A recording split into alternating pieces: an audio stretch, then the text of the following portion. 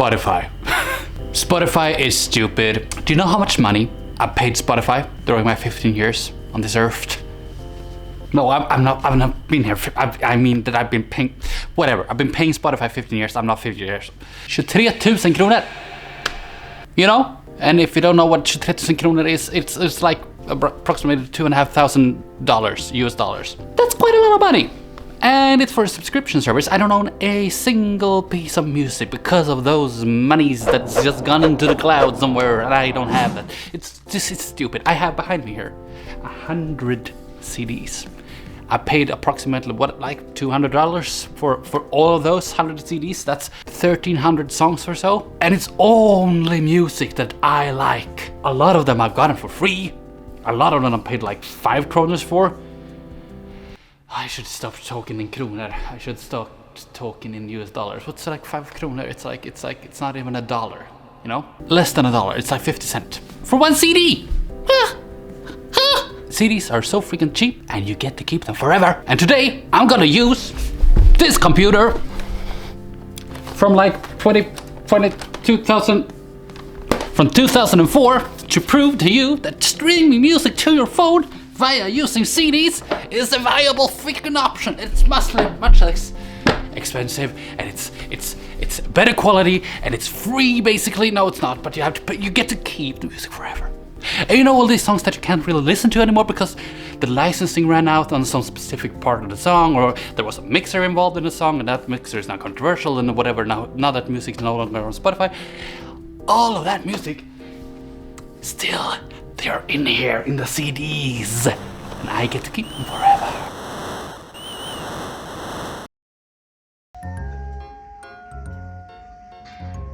Oh yeah, those are some great specs right there. Yes, I know there's stuff here. I can't be arsed, okay? I'm wondering, maybe I can install a really shitty SSD instead of the hard drive. I'm guessing this is RAM. 2 gigabytes. I'm dedicated to WAM. Hey, it's a hard drive. It is a pull tab. Look. Slot you in right there and make you go swoosh.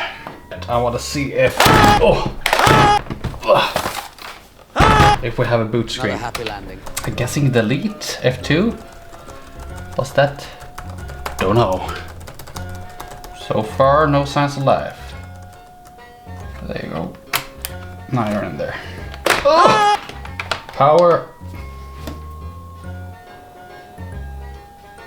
I hear a spin up. Ah! He's alive, my boy. We have a boot manager is missing. Yep. Can I get into BIOS in this thing? Yeah, it sounds like it with delete maybe.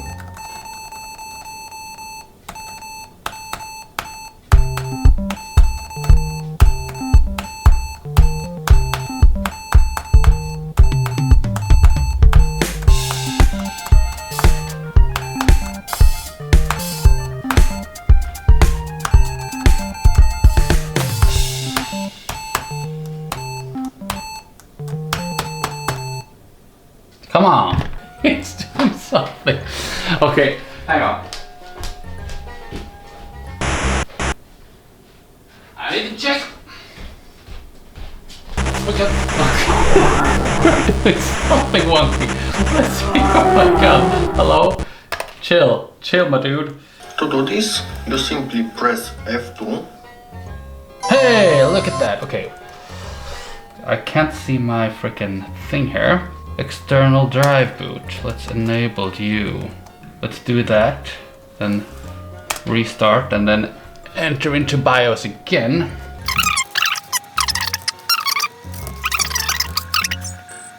This is getting silly. This is getting freaking silly. Break information. That wasn't my computer at all. Okay, so this hunk of junk has been spared. Apparently the BIOS in this, I found a lot of 4 points. We have a change in plan. Oh my god, instead of using this monstrosity, we're using this monstrosity.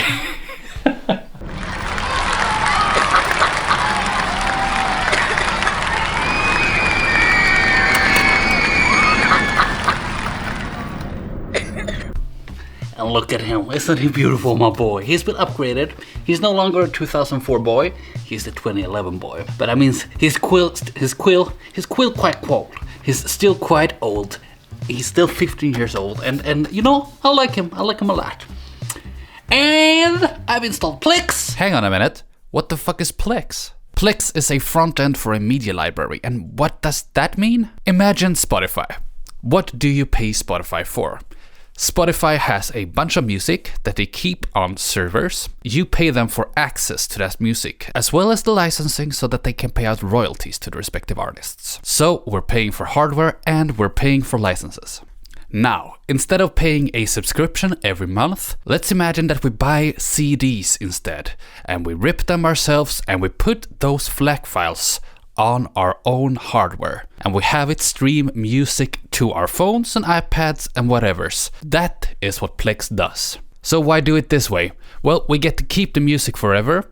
The artists that we like get more money. The audio quality is much better, and we don't support Spotify and Daniel fucking Ek.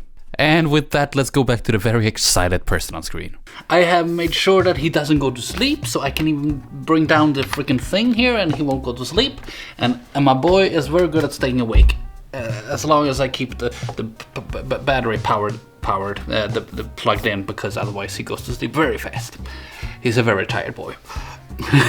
I need to stop talking like a baby. But it's working. It's freaking working. It's Plex installed on an old freaking piece of shit machine. I've transferred all of the music that I've been ripping, and look at this. I have my iPad. I can go into artists and here. Okay, apparently Jan Johansson. Yes, sure. I have this album right here. You can't see shit, and that's great. I'm good.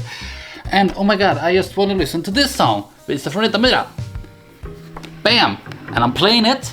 And it's beautiful as ever, and it's still playing, and I can see here on my dashboard that it is playing right here. You can probably not see it because the viewing angles on my boy are just atrocious. There you go. It's playing, not playing. Visa från Utamora, folkvisar Jan Johansson. It's my boy. And this is a CD that I actually got for free from my parents because they had a lot of CDs and I just took the ones I wanted to have and then I ripped them and I put them on a computer. And now I can stream them to my phone for free.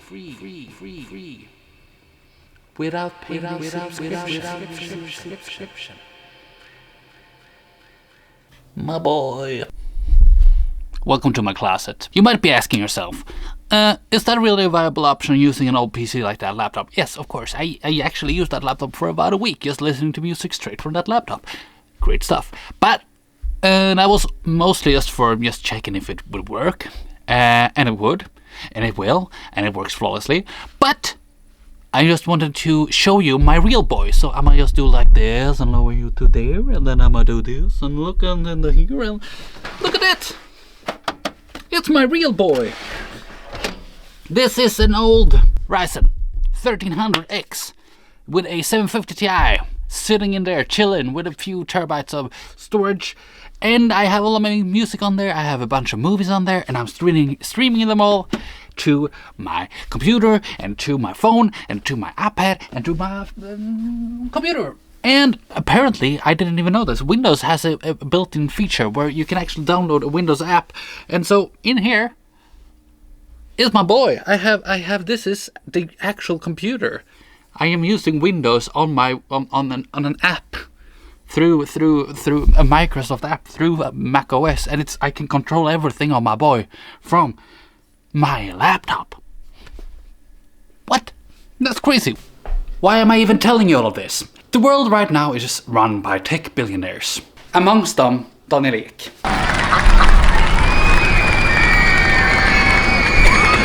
And these guys, they care about one thing and one thing only. They care about money and power. Well, I guess that's two things. So they care about two things only. Money and power. The way to get money and power, by forcing it. And a good way of forcing yourself into money and power is by, fascism. Yeah, there are wonderful videos that are much more poignant and better at explaining than what I am. A quick disclaimer, I am from Sweden and a lot of these problems that I'm talking about right now is happening in America. And while I can't really talk about American politics as a Swede, I can tell you that Swedish politics has been gaining traction to the far right for a long time. And it results in more billionaires, less money to hospitals, schools, and general welfare, the population of Sweden. And we also see a diminishing respect for LGBTQI plus people and just women for some reason in general. We have started seeing also the rise of the Trump truth, where the right wing, in response to why their politics is failing the Swedish people, they just straight out lie and say that it doesn't and that we're wrong. Typical Trump stuff. Yeah, it's all great stuff, and I can't really talk about American politics, which is why I'm gonna recommend you to watch Adam Neely's latest video on fascism in music and Suno and the AI industry, and Technology Connections video about solar energy, because they're great at explaining stuff and I'm not. But it all boils down to this: if we want these tech billionaires to stop being tech billionaires, there's a lot of things that need to be done on a high level that we can only, advocate for and tell the higher ups that we want to see change, But what we can also do is, on our level, we can stop using their products. Whenever I stop using Spotify and instead go to Bandcamp and buy a CD for $15, I give money straight to the music label and the musician. If I would give the same amount of money in terms of royalties as a $15 CD on Bandcamp, I would have to stream their music on Spotify right now 3,000 times around there. 3,000 listens, that's quite a few listens. The musicians right now, they don't get any money. The AI industry is destroying everything. And what you can do, what I can do to make sure that we actually have musicians in the future and people who care about music is, of course, go to live concerts all the time. They are wonderful. I love them. I am a photographer and I photograph music live, and it's wonderful. I do it. It's wonderful. But also, buy their freaking CDs. Buy their merch. Buy their stuff. Help them. Because whenever I buy a CD or 2 CDs for like 40 quid, I know that most of that money is going straight to the artist. And I get to keep the music forever. It's brilliant. It's so simple, really. And it's one way for me to not let those tech billionaires get money. Of course, there are tech billionaires in the music industry as well, and that's a whole other story. But in this way, more of the money ends up where I want the money to end up. And I think that's worth quite a lot, honestly.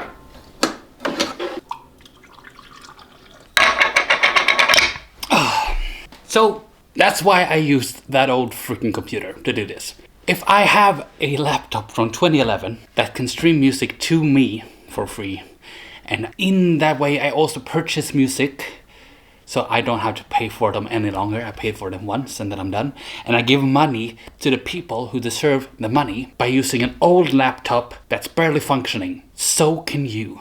I've left resources for you to be able to replicate somewhat the thing that I have done in the description down below, and that contains reinstalling Windows on an old computer, that contains installing Plex, and also how to set up the Windows application if you want to use it like I've been using with an old gaming laptop, but you only have one screen or something, It's really quite simple, and once you set it up, you can just load your CDs on there, you can rip them, and you're done. It's simple, the right people get their money, and you don't actively support tech billionaires, and I think that's a wonderful thing.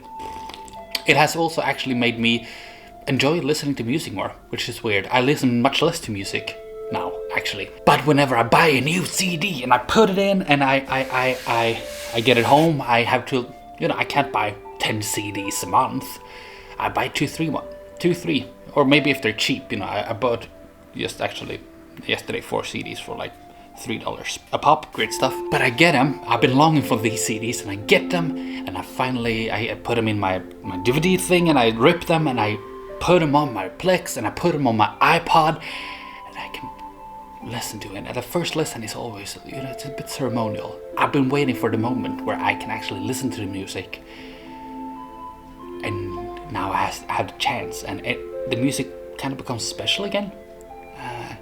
Which it's something that music hasn't been special since streaming services, really. So I urge you, do this, replicate this. It's easy and it's so rewarding. It's so rewarding. And you get to have your own proper boy. So that's, you know, always the thing. Who doesn't want a proper good boy? Who's a good boy? Yeah, I think that's it.